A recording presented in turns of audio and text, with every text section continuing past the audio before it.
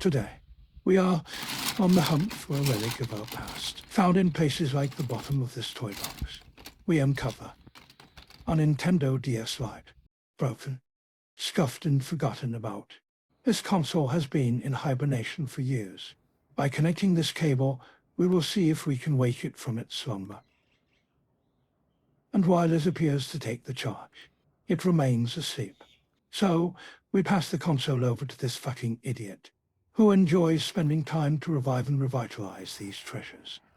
Alright, so it's simple then. We reshell it. I've used a fair few aftermarket shells on these things before, and there are varying degrees of quality out there. This time I've opted brand name. Now I've used these guys' gear once in the past.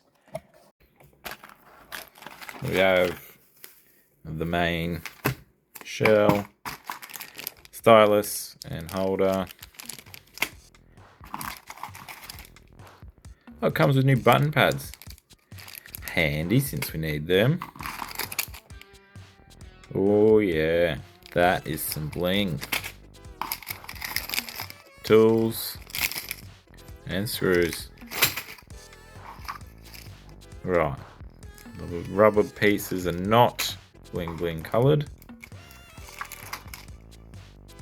Game Boy Advance thing. Springs for the shoulder buttons. We've got 3 of them instead of 2. We've got the inner ring for the hinge, lens, and them. Gamer manual. We don't need that. I'm gonna tear this one down. We're gonna speed run through that and just come straight to the part where we get to reassemble. Okay, it's all in pieces now. Absolute speed ran it, but don't know if I was too rough with that. Definitely too rough with this. I was going so fast, like the Flash, that I broke a bit of that off. Don't know if you can see it. Kind of see it. Enhanced.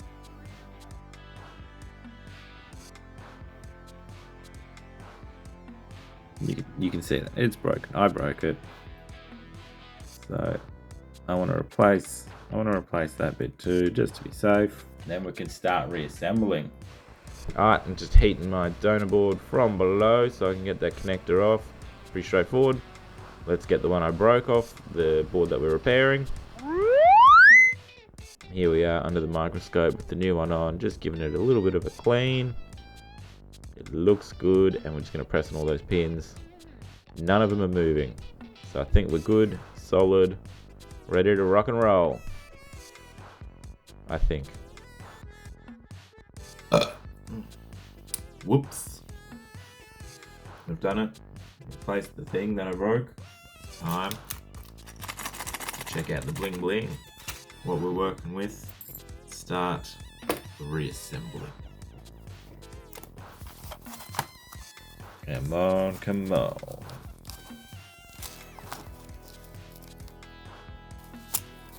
Look how shiny that is. Holy smokes.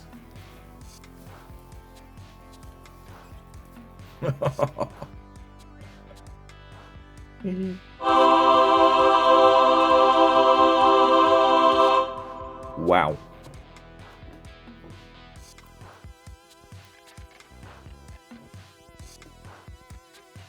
I wonder if this will distract you from the actual game. It's so shiny. Nice. Little bits of foam to protect everything.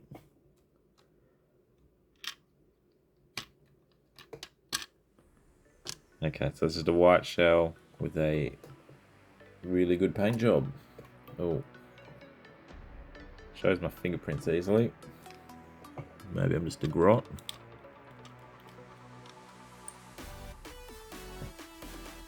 I'll have a screw for that in a little baggie over there. What do you think? Let me know in the comments down below. Is it too shiny as far as reassembly goes? Start with you. Top screen. We'll check a little bag of metal things. We need that. Need the hoop. This is going to be a good first test.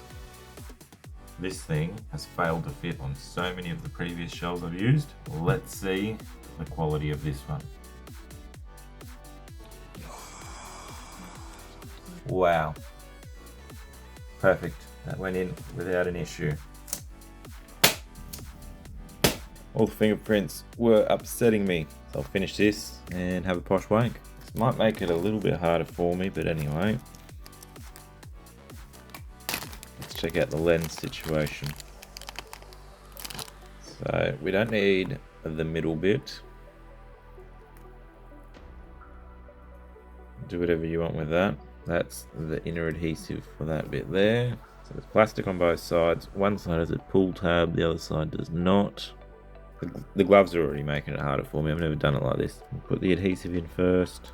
So this adhesive is for the lens to be able to drop in and stick in. Now I prefer to put the adhesive into the actual shell piece first rather than trying to put the adhesive on the lens.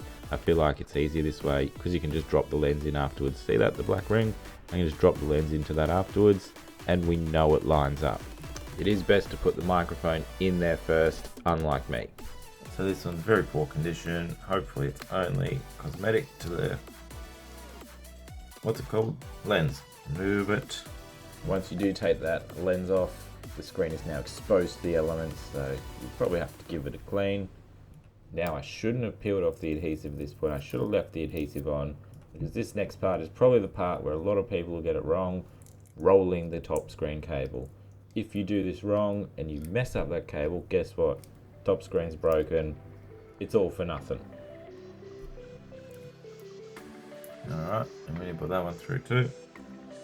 Not really sure how much of this you're actually getting to see properly based on my hand placement.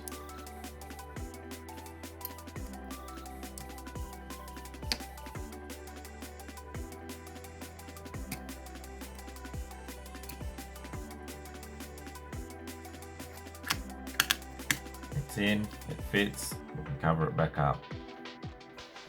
With a little press down and a slide, it should clip straight into place. There we go. So if we put the lens, pretty happy with that. I don't think there's much dust under there, it looks pretty good. We'll get the covers off this thing and we'll stick it down. I do also like to give them a blowy just to make sure there's no dust on there. Once this thing's stuck down, if there's dust under there, it's ugly. Let's get some screws into it. Now, we need to make sure we put the right screws in it because if we use ones that are too long, it can protrude through, damage the back end. These ones are always pretty short. Little screws. We are also using the tools that arrived with this kit to see if they hold up as well.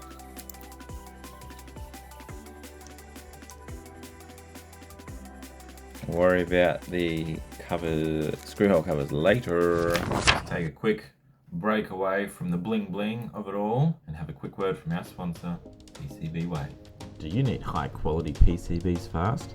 Then PCBWay has you covered. From simple prototypes to full scale production, they offer high quality PCBs in vibrant colours, which now includes purple. Backed by rigorous quality control, they offer competitive price, online quotes and worldwide shipping. So whether you're an engineer or a hobbyist, PCBWay can turn your ideas into a reality quickly, affordably and reliably. And in addition to this, they also have a web store where you can find awesome tools, toys and merch. I'll leave a link in the description below. We need that one and we'll thread it through. Now this bit, once again, because we're dealing with this stupid ribbon cable, we do need to be careful because if you rip it here, once again, it's game over. Once that ribbon's through, you can slide the microphone one and the antenna one through afterwards. Pull them through nice and tweaked. And then it'll slide across. So in that end, that thing, we need the clear bit, and we need the hinge piece out of the old one.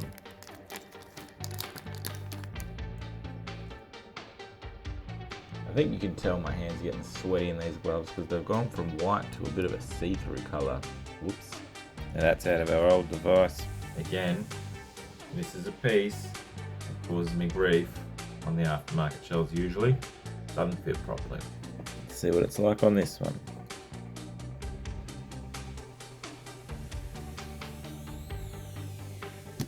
Right, we in. Now this thing can cause some grief too, so let's see if we fit. It's not fitting as easily as everything else so far, but it is fitting. So I think we'll be alright. A little bit tight, but it is fitting. Let's get our screws into it. The two longest screws you'll find in the pack are for this hinge. Long screws are not something I'm generally familiar with.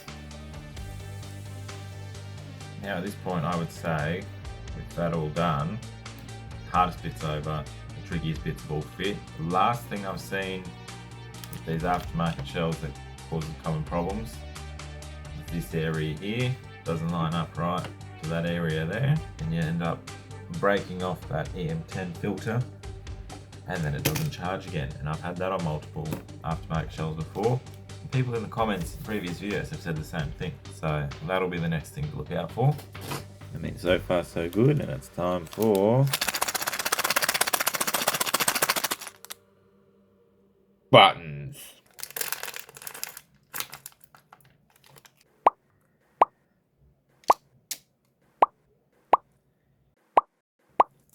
Beautiful, they fit. Alright, button pads next. Smaller one for the D-pad. Bigger one for the button pad. Smallest one. Start select. Run our microphone cable in its little hole. Not really a hole. Guide holes, guide thingos, whatever you want to call it. Make sure that's all the way in. Now to plug this thing back in without breaking it this time would be ideal.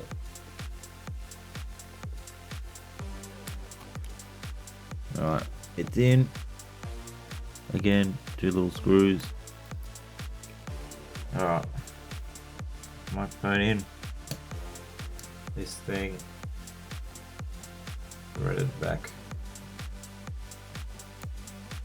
under the game slot. Can be a bit of a pain in the ass to do it.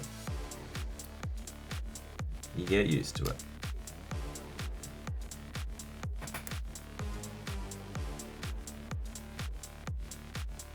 So at this point it'd probably be a good idea to turn it on and make sure everything works. I like to live dangerously. I'm not going to turn it on. You can hope for the best. Need to assemble our shoulder buttons. I've got springs in one bag, poles in the other. They've given extra springs and extra poles, very generous. Doing this with gloves on.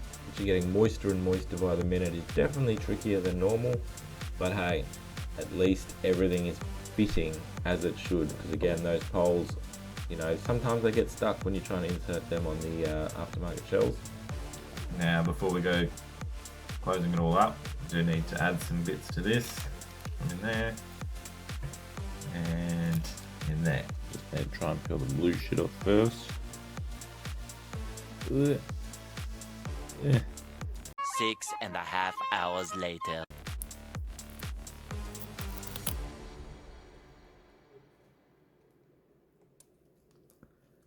That one goes there. And this thing goes around here. Alright, we need the stylus holdery piecey thing. And whatever the hell that thing's called. I don't know, bracket, holder, thing, spacer. I don't know. We are in and it fits perfect. Little screws again. We also need one of them so that when you screw the battery cover back on, it's got something to screw into. Oh, that is a good fit. I've had aftermarket ones of them, they fall out every 2 seconds, so that is a good fit. Alright, let's find out if this fits onto that without a problem.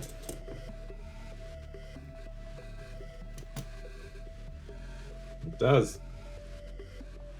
Screw it all together, put a little serial number sticker on. Now as I'm putting the finishing touches on this reshell, I can't help but think how smoothly everything went together, which generally doesn't happen for me on these aftermarket shells. That's why I think these extreme rate ones are the best ones you can get. even if you don't agree with my color choice here. A brand new battery. I don't trust this one. It only took it 40 minutes to charge to full and it went to red after about 5. This one's not been charged yet, so it might not turn on again. Got the special screw. Anything left to do really is cover it all up with our little rubber pads. And the pads are black. Might look a bit funny against a gold shell.